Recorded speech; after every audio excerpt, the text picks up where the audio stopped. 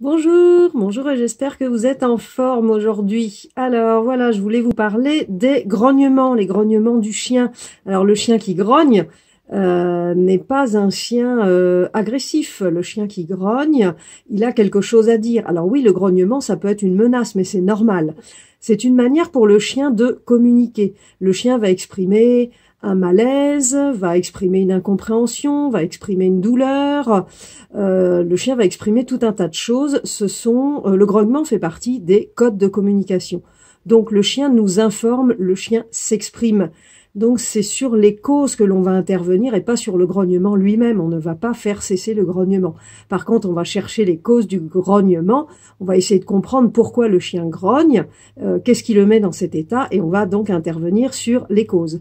Par contre, si vous lui interdisez de grogner, vous risquez effectivement vous risquez qu'il passe à la vitesse supérieure. Et la vitesse supérieure, c'est quoi? C'est la morsure. Donc, il n'est pas du tout intéressant de faire cesser le grognement de son chien, parce qu'au contraire, c'est un message d'alerte et ça nous donne tout un tas d'informations. Donc, ne pas faire cesser le grognement en lui-même, ne pas le disputer, surtout pas, mais par contre, chercher pourquoi il grogne et intervenir sur les causes du grognement. Et c'est comme ça que l'on peut faire cesser le grognement si on intervient sur les causes. Donc le grognement, c'est bien une partie des codes de communication du chien, une partie de son dictionnaire, et c'est nécessaire. Voilà, quoi dire d'autre? Non, je crois que c'est tout pour aujourd'hui. Allez, à bientôt! Je m'appelle Véronique Valli, je suis guide en éducation canine et en comportement canin depuis 1990 et j'accompagne les familles et leurs chiens à créer une belle relation basée sur le respect, la bienveillance et la confiance. Bonsoir, et j'espère que vous allez bien. Voilà, aujourd'hui, je voulais vous parler d'une personne de mes connaissances que j'ai rencontrée il y a quelques jours et elle voulait un conseil, donc elle m'a parlé du chien de ses parents.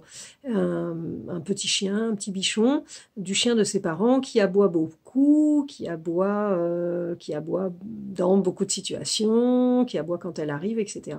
Donc on a discuté, on a creusé un petit peu rapidement, mais on a creusé un petit peu. En fait, il s'avère que ses parents ont un certain âge et ses parents sont âgés tous les deux. Et donc, dans la discussion, il est ressorti qu'en fait, le petit chien aboie quand le téléphone sonne, quand quelqu'un arrive. Donc en fait, elle me demandait comment faire pour faire cesser les aboiements ou faire diminuer les aboiements. Là, en l'occurrence, il est quand même ressorti de cette discussion, de cet échange, que les aboiements sont plutôt intéressants pour ces parents qui sont presque sourds en fait, et avoir ce petit chien qui prévient quand quelqu'un arrive ou qui prévient quand le téléphone sonne. Finalement, ce petit chien a développé ses compétences en vivant avec ces personnes seniors malentendantes, et le petit chien a développé ses compétences et il prévient. Donc finalement, on en est plutôt arrivé à la conclusion là que non, on n'allait pas essayer de chercher les causes des aboiements. Enfin, ceci dit, on a quand même un peu trouvé, mais qu'on n'allait pas non plus essayer de faire cesser les aboiements, parce que là, pour le coup, ce sont des aboiements utiles. Donc dans ce cas, moi j'ai conseillé de laisser faire, parce que c'est quand même super utile pour ces personnes qui n'entendent plus très bien, d'avoir quand même le petit chien qui prévient quand quelqu'un arrive ou quand le téléphone sonne. Donc là, pour le coup, ce sont des aboiements utiles, et donc on va laisser les choses se faire dans l'état, et on va plutôt remercier le petit chien. Voilà, merci et à bientôt. Bonsoir, et j'espère que vous avez passé une bonne journée. Voilà, je voulais pas vous parler aujourd'hui, je voulais vous parler ce soir des commandements, les consignes, la manière de s'adresser à son chien. Je remarque souvent en cours que les consignes sont trop rapides. Les ordres, enfin les demandes sont trop rapprochées. Le chien n'a pas le temps d'entendre, n'a pas le temps de repérer la consigne connue pour faire l'exercice, pour faire la pratique, le mouvement. Je m'explique. Par exemple, on va demander au chien de s'arrêter avant de traverser la rue, et on va faire Loulou, on s'arrête. Voilà, et ça, c'est très rapide. Le chien, il n'a pas le temps de s'arrêter, que la personne est déjà au bord du trottoir. Je veux dire, l'arrêt n'est pas préparé. Donc, ce que j'explique en cours, c'est de laisser un petit temps mort entre le prénom et la consigne. Donc, ça va donner Loulou, voilà, temps mort, regard du chien vers nous, ça c'est important que le chien se connecte à nous. Et ensuite, tu t'arrêtes, on attend. Voilà, donc ça va donner ça. Hein. Loulou, prénom du chien, il nous regarde, et s'il ne nous regarde pas, mais on arrête là et on retente de recapturer son attention. Donc voilà, la bonne technique pour avoir un chien qui écoute et qui soit attentif, c'est de laisser une pause, de laisser un temps mort entre son prénom et la consigne de l'exercice que l'on souhaite, de la pratique que l'on souhaite que le chien effectue. Bien sûr, une pratique qui est soit en cours d'entraînement, soit qui a été déjà entraînée et qui est déjà une pratique qui est déjà acquise pour le chien. Voilà. Donc, voilà, genre, allez, Mabrouk, temps mort, il me regarde, il est connecté, on s'arrête. Et là, si le chien est connecté, quand on s'arrête, il n'y a plus besoin d'utiliser la laisse. Mais c'est vraiment important de faire prénom du chien, un temps mort, une pause, où on est sûr que le chien va nous regarder, puis ensuite on donne la consigne qui est connue ou la consigne qui est en cours d'entraînement. Voilà, mais les phrases du style Loulou, on s'arrête, voilà, comme ça d'un seul coup, bah, c'est bien trop rapide. Voilà, je vous en parle là ce soir parce que c'est des choses que je vois en cours pratique avec mes clients et leurs toutous. Et donc, je voulais vous partager ce petit conseil si ça peut vous aider. Merci, je vous souhaite une belle soirée et à bientôt. Bonjour et j'espère que vous allez bien en ce lundi matin. Voilà, je voulais vous faire part d'une petite expérience que je viens de vivre. Je suis en train de me balader avec Echo sur la voie verte, donc chien tenu en laisse, donc ça c'est ok. Et puis je croise une personne avec un chien qui visiblement n'est pas à l'aise avec les congénères et donc qui a des réactions d'agressivité. Et la personne ne fait que donner des saccades sur sa laisse. Déjà que le chien a un collier étrangleur. J'ai pris Echo dans les bras parce que j'étais même pas sûre que la personne tienne bien son chien. Et voilà. Et la personne n'a fait que tirer sur sa laisse, donner des coups de saccade avec un collier étrangleur, donc Torquatus, un collier étrangleur à pic. Et répéter non, non, non, comme ça, de manière très autoritaire. Alors j'aurais aimé donner un conseil à cette personne, mais parfois quand on donne des conseils comme ça qu'on veut aider, ben, on se fait envoyer bouler du genre de quoi je me mêle, etc. Bref. Donc le conseil que je voudrais donner de manière générale, c'est que plus vous allez faire ça, plus vous allez matraquer votre chien avec des saccades, et d'autant plus avec un collier étrangleur, quand il croise un chien, moins il va aimer les chiens. Mettez-vous à sa place. À chaque fois que je vois un chien, je me prends des coups de collier à pic. À chaque fois que je vois un chien, je me prends des saccades. À chaque fois que je vois un chien, j'ai mal dans mon cou. C'est vraiment pourri de voir un chien. Donc effectivement, j'ai raison après de vouloir les agresser. Voilà. Non, il y a vraiment d'autres manières, il y a vraiment d'autres solutions pour désensibiliser les chiens aux congénères. Là, c'était le cas. Il y a vraiment d'autres solutions pour faire que les rencontres avec les congénères se passent de mieux en mieux. Il y a vraiment d'autres solutions pour que vos chiens se détendent quand ils croisent d'autres chiens. Voilà, vous pouvez vous adresser à un comportementaliste à jour de ses connaissances qui pourra vous aider. Voilà, une belle journée à vous. Bonjour. Alors l'autre jour, je vous ai parlé d'une petite expérience que nous avons vécue, Echo et moi, quand nous sommes allés se promener, et qu'une personne avait du mal à tenir son chien réactif. Et moi, j'ai eu peur pour Echo, et je vous ai dit que je l'avais prise dans les bras. Alors, il y a une légende, un petit peu, une idée reçue aussi qui dit que non, faut jamais prendre un chien dans les bras. Bah, désolée, je ne suis pas en accord avec ça du tout. Dans ma situation déjà, Echo, elle va avoir 14 ans, elle fait même pas 5 kilos, et là, le chien que tenait la personne, enfin, qui avait du mal à tenir la personne, était un chien de taille moyenne. Désolé, mais il est hors de question qu'un chien de gros gabarit comme ça arrive sur ma chienne âgée, qui est malentendante, qui est malvoyante. En plus, ce chien était agressif, mais à la limite, peu importe. Si j'estime que le chien qui arrive en face et qui est hors de contrôle de son propriétaire peut être un danger pour ma chienne, oui, je vais prendre ma chienne dans les bras. Bien sûr, il est évident que je vais protéger ma chienne. Donc c'est aussi le conseil que je donne à mes clients, à mes propriétaires de chiens, ceux qui ont des petits chiens. Ben oui, si vous pensez que c'est mieux que votre chien soit dans les bras, si vous pensez que ça va être nécessaire pour pas qu'il ait peur ou qu'il soit en sécurité, oui, bien sûr, prenez votre petit chien dans les bras. Pareil pour un chiot, hein. Il vaut mieux que le chiot ou que le petit chien soit dans les bras et ne vive pas une mauvaise expérience, plutôt que de vivre une mauvaise expérience et d'être blessé. Donc oui, si vous sentez que la situation risque de déraper et que la différence de gabarit ou que le comportement du chien en face peut être un problème pour votre petit chien, oui, prenez votre chien dans les bras et partez. Faites demi-tour ou essayez de vous croiser à distance confortable, à distance raisonnable, à distance hors danger, on va dire, et puis vous le reposez par terre un petit peu plus loin. Il est toujours nécessaire que les rencontres que vous faites avec vos petits chiens ou avec vos chiots soient des expériences de qualité, soit des expériences où le chiot ou le chien peut en ressortir quelque chose de bien, une bonne expérience, un bon souvenir.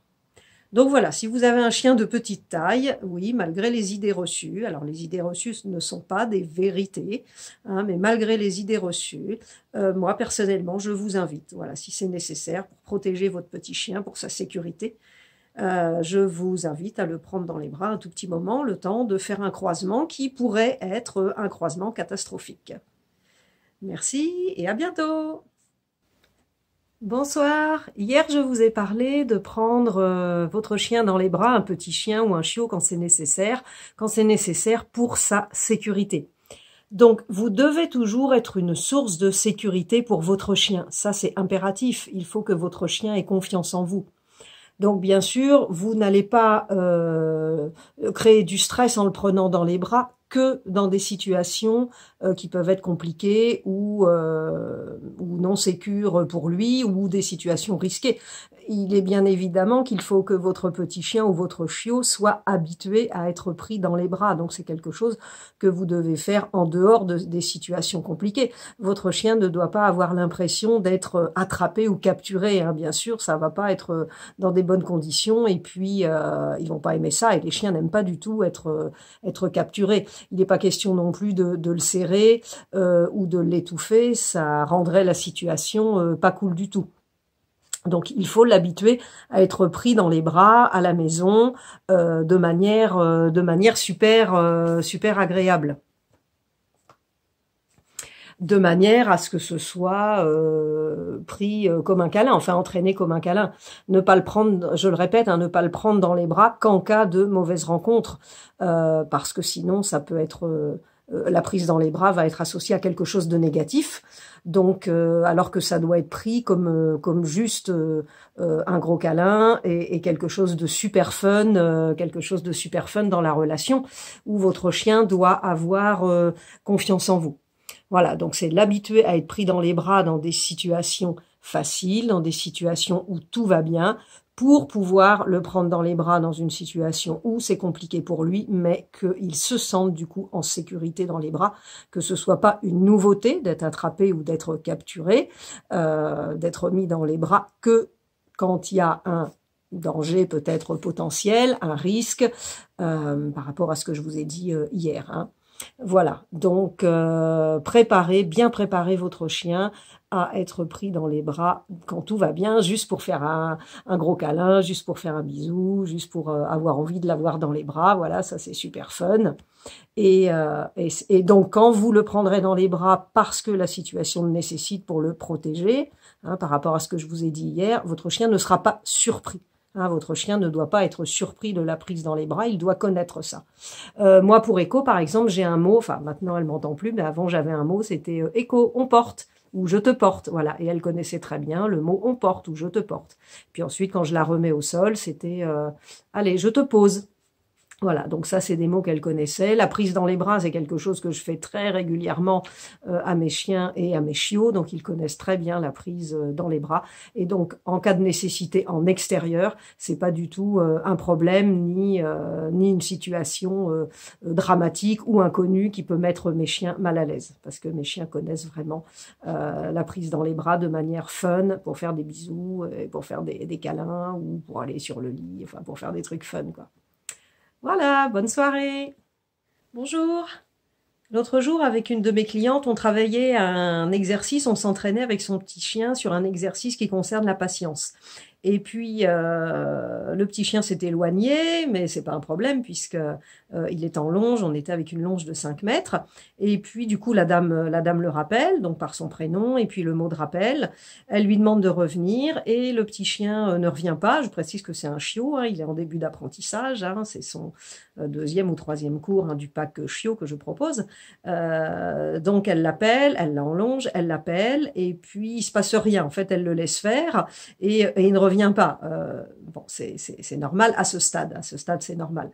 Et là, je lui dis, mais pourquoi vous vous servez pas de votre longe? Ah ben, elle me dit, il revient pas. Ben oui, mais s'il revient pas, ramenez-le. Voilà, ramenez-le, ramenez la longe, ramenez-le doucement avec la longe. Alors forcément, s'il revient pas et que vous le laissez ne pas revenir alors qu'il est en longe, et c'est dommage de ne pas se servir de la longe pour le coup à ce moment-là, donc si vous l'appelez et qu'il ne revient pas et que vous le laissez ne pas revenir, ben ok, vous lui apprenez que quand vous l'appelez, s'il veut, il revient pas. Donc, c'est surtout ce qu'il faut pas faire. Voilà, c'est ça que je voulais vous dire. C'est surtout ce qu'il faut pas faire. C'est-à-dire que si vous avez votre chien en longe, vous êtes en balade ou éventuellement dans votre jardin, vous avez votre chien en longe, vous le rappelez, mais s'il vient pas de lui-même, ben vous ramenez bien la longe et vous le ramenez jusqu'à vous. Vous le ramenez jusqu'à devant vos chaussures, à portée de main. Voilà, ne le laissez pas ne pas revenir. Montrez-lui ce qu'il doit faire, montrez-lui le chemin. Faites-le expérimenter. Qu'est-ce que c'est que le rappel? C'est revenir quand je t'appelle. Et là, vous avez la longe justement pour le faire revenir à vous. Donc, c'est super facile. Faites-le expérimenter. Faites-le faire. Faites-lui faire l'action. Et faites ça à chaque fois. À chaque fois que vous avez la possibilité, du coup, de l'avoir en longe et de le rappeler. Répétez ces mouvements. Vous l'appelez et vous le ramenez jusqu'à vous s'il ne vient pas tout seul. Sinon, si vous le laissez ne pas revenir, hein, je me répète, vous lui apprenez qu'en fait, quand vous l'appelez, ben, s'il veut, il ne revient pas, et puis il va qu'à ses occupations, il reste faire ce qu'il a envie de faire, mais c'est pas ça le rappel. Le rappel, ça doit être systématique et instantané. Quand je t'appelle, tu dois venir. Et donc là, avec un chiot, on lui apprend, mais pour lui apprendre, on lui fait faire, on lui fait expérimenter, on lui fait répéter, et on l'entraîne. À bientôt! Si cette vidéo vous a plu, je vous invite à la liker, à mettre un pouce bleu et vous abonner à la chaîne pour ne rien rater. Merci et à bientôt!